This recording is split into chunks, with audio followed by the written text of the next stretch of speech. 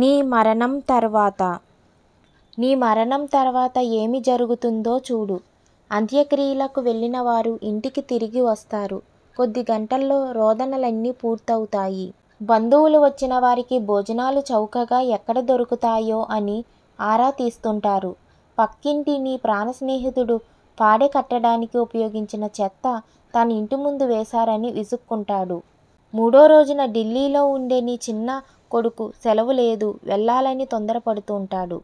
అతను వెళ్ళేలోగా దినం ఖర్చులు తేల్చేస్తే బాగుండునని పెద్ద కోడలు భర్తను పోడు పెడుతుంది.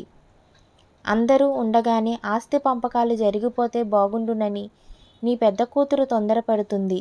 నీ కారు తనకిస్తే బాగుండునని నీ చిన్న కూతురు ఆతృతగా నీ భార్యను అడుగుతూ ఉంటుంది.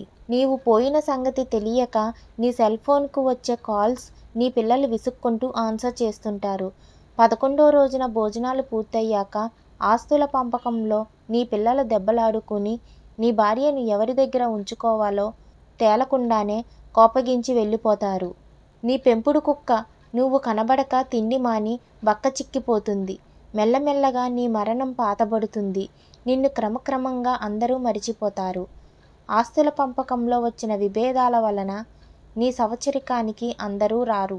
బ్రతికినంత కాలం గౌరవంగా బ్రతుకు, నిజాయితీగా సంపాదించు. సంపాదన కోసం అడ్డదారులు తొక్కి నీవు చెడ్డ పేరు తెచ్చుకుని సంపాదించి ఇచ్చినా చివరకు జరిగేది ఇదే. Please like and subscribe.